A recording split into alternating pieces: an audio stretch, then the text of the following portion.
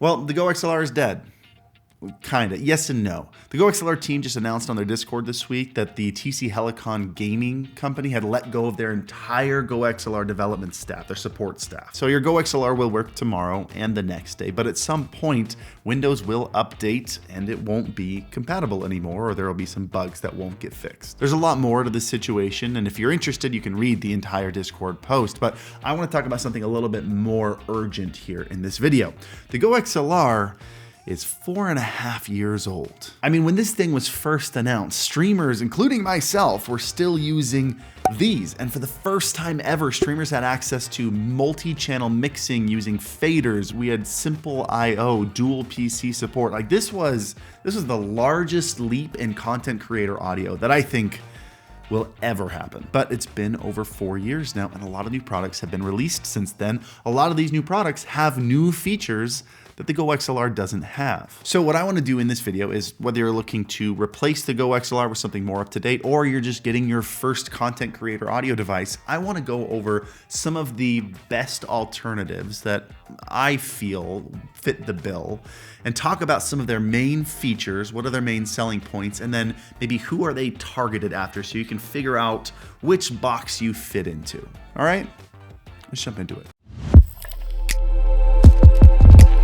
So look, streamers, I have this thing that I've been wanting to show you that'll get your chat more engaged with your stream, and then will also help drive a little bit more revenue to your channel. So engagement, let's turn it up to 11. It's called Tangia, and it's the sponsor of today's video, and I want to show you a couple things that it does. First, it's a complete text-to-speech studio, so you can turn your own voice into a text-to-speech model, or you can just choose another text-to-speech voice from their high-quality character library. You can give your chat a chance to drop some memes right on your stream. Your chat can actually donate to control your game. Your chat can even share media like TikToks directly on your stream. This whole thing is a massive chat engagement library. Like, I'm merely scratching the surface here. Take a look at all these custom interactions. I'm actually really excited to try out this one called Bees. Your viewers can draw on your stream. They can even take sound bites of moments of your stream and turn them into short sound clips that they can play. These all sound like amazing things to just do during like gameplay of your stream, but also this feels to me like something to be amazing during just chatting portions of your stream, to keep them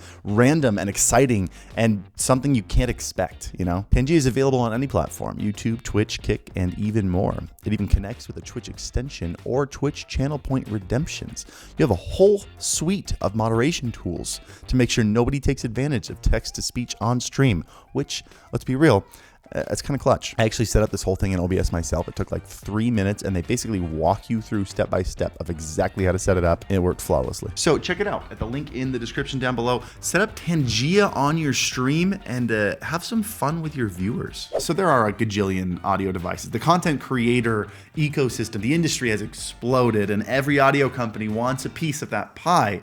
So we could spend a 30-minute video talking about it. Instead, I want to talk about some of the main competitors. So we'll go into the top 3 that I feel should be considered first. Then I'll share some of the other ones that I'm not going to dive into, just so you have some other names that you can research if you want.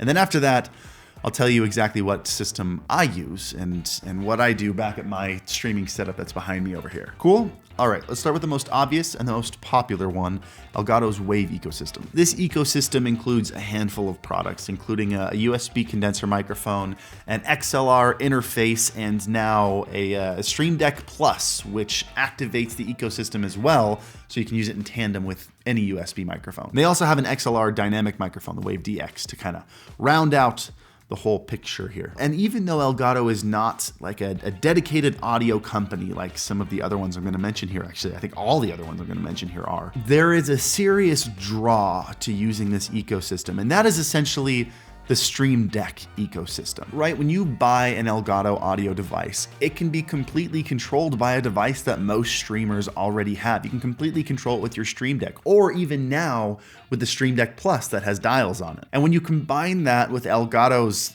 insane talent for taking an incredibly functional and advanced device and making it simple enough that anyone can use it right out of the box. I mean, you've got the W that Elgato has been sitting on for years now. Any of these USB devices that I mentioned earlier activate the WaveLink software, which is virtual mixing software. You can have up to, I don't remember, 9 or 10 different channels in this thing. You can have different mixes, one that you send to your headphones, one that you send to your audience. You can switch back and forth between speakers and headphones. You can even add multiple microphones into the system, even non-Elgato microphones, USB microphones, and completely control them from a Stream Deck or a Stream Deck Plus or anything you want. I mean, this thing was designed for content creators who have little to no experience with audio, but want to have good audio on their systems with almost no effort. And I think they nailed it. I would say it's a fairly overly simplistic system. So if you're trying to do things like a 2PC setup, it is possible,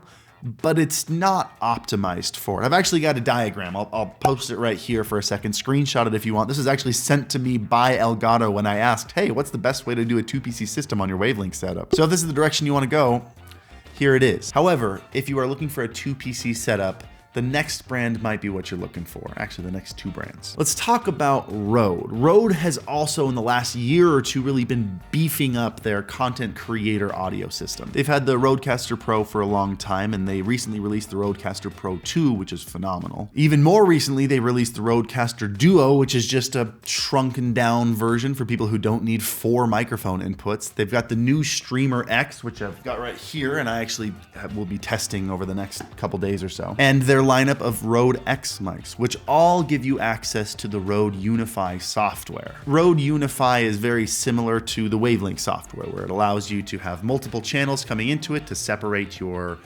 game audio from your music audio, from your Discord audio. You can send different mixes to different outputs, so one to your headphones, one to the stream. But while Elgato is a content creator company that also makes audio devices, Rode seems to be more of an audio company that makes devices for creators. Does that make sense? Like if you were to take their flagship device, right, the Rodecaster Pro 2, you got 6 faders on here. Look at all this hardware I/O on the back of this thing.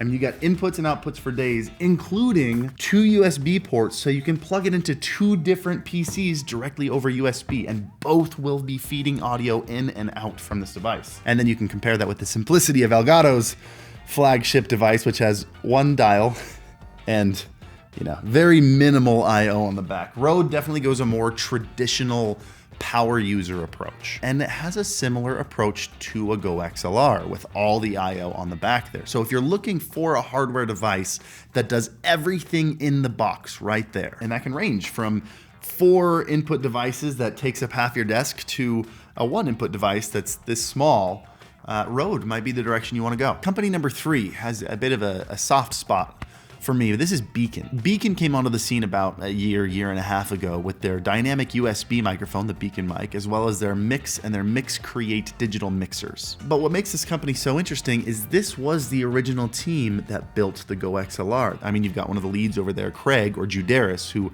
was the original mastermind behind the GoXLR working at TC Helicon. He and a handful of other people on the team left when it was clear TC Helicon didn't have any ambition to do anything more with it, and they started their own company, BEACN. BEACN took a really interesting direction with their company, where you have Elgato, which is ultra simplistic, very much software based. And then you have Rode, which is very much power user, hardware I/O based. BEACN aligned itself somewhere in the middle with some very powerful professional audio tools made simple enough for any content creator to use. For example, if you were to buy their USB dynamic mic, the microphone itself comes with this suite of software that has incredibly advanced audio VSTs, things that you don't see in any of the other products, like an expander, which is basically a noise gate, but 10 times better. Very simple but powerful parametric EQ, a bunch of other audio effects that are redesigned to be easy to use, but with the power of pro audio.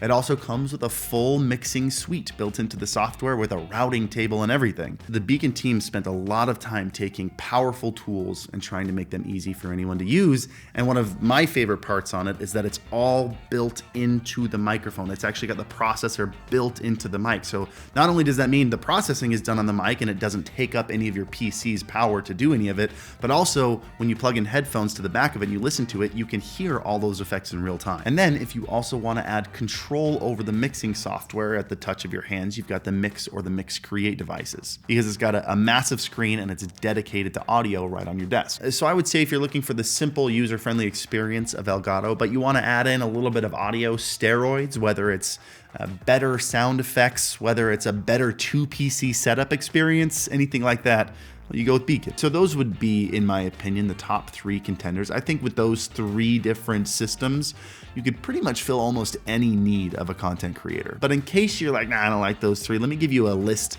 of a handful of other good contenders. Right after you hit the like button down there, because you've been watching this far, you obviously like the video, and it's free, and it helps out a lot. And while you're down there, hit the subscribe button. A lot of these are legacy audio companies like Yamaha and Mackie that have been in the audio industry for a while, but have seen the expansion of this content creator industry and wanted to jump in. So for example, you have the Mackie DLZ Creator DLZ. I think it's Creator DLZ, which I'm testing on my stream right now, actually, by the way. It's a really cool device. You've got the Roland Bridgecast, which I've seen people on Twitter say they really like. You've got the Yamaha ZG01 that I tested myself and had a good experience with. And you've got the Lewitt Connect 6. And these are all big names in audio, so you'll notice a little bit more of a leaning towards the audio side and less towards the content creator side with these. But take a look at any of those if they look interesting. AVerMedia released the Nexus a couple years ago, which is kind of like if you were to take a GoXLR and a Stream Deck and just like mush them together. I really liked the concept, like the idea in theory, but there were a couple things about the execution that I felt fell short.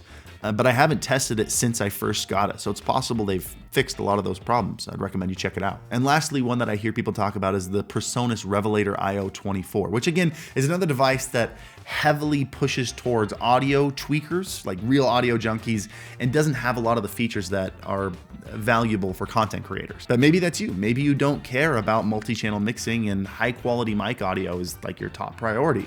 Something like this would be great. But now we're at the part where we talk about my setup, and I use kind of a wild combination of devices. So let's jump into it, what I use and why I've picked each one. First off, the main microphone that I use for streaming is a Rode shotgun microphone, the NTG4 Plus. This is an XLR microphone, and right now it feeds over into my Mackie Creator DLZ. This Mackie mixer is definitely overkill for most individual creators. It's got 4 microphone inputs on the back, a ton of IO and faders. It's more of a podcasting device, but I also have my guitar rig feeding into 2 more inputs for a stereo input. My Mac Mini also connects into it, and it goes out into my speakers. So I really like all the extra IO for that flexibility for my needs. It's also worth noting that until a couple weeks ago, I used the Rodecaster Pro 2, where I'm using the Mackie now. But I swapped them out to test the Mackie mixer so I can make a video on it. So keep an eye out for that video soon. But I use the shotgun microphone for very natural sound on stream, kind of like what these YouTube videos sound like. So it picks up a lot of room. It picks up a lot of things around it. If I want to game or do anything on my computer, I switch to my BEACN dynamic microphone, and it isolates my voice from keyboard and mouse clicks or speaker sound. It also has more of that like iconic podcast sound like you get from an SM7B. And I used to use both the Mix and the Mix Create on my desk in tandem with it. However, it bothered me a little bit that I had these 2 devices just completely dedicated to audio taking up that much space. I know I've seen people like streamers and gamers that have like a literal space station in front of them of peripherals. I like keeping things really clean. So when the Stream Deck Plus came out, I figured out a way to use my BEACN mic with the WaveLink software instead, and all I needed was the Stream Deck Plus to control not only my audio, but then it also was a Stream Deck and I had extra buttons. Or when I wasn't streaming or using the mixer, I can then use those dials for video editing or 3D work in Blender. I'm really happy with this setup. I get all the power of the BEACN microphone with the effects on board being processed on the processor on there and the cool RGB ring around the microphone. But I also get the more versatility of something like a Stream Deck Plus, which is not only a mixing interface, but it's also a Stream Deck. So I can use the buttons to turn off the BEACN mic and turn on the shotgun mic instead, or anything else you can do with the Stream Deck. So what do you think? Any of these devices tickle your fancy? Did I miss an important one that you wish was on this list? Comment down below, let me know. And as always, happy streaming.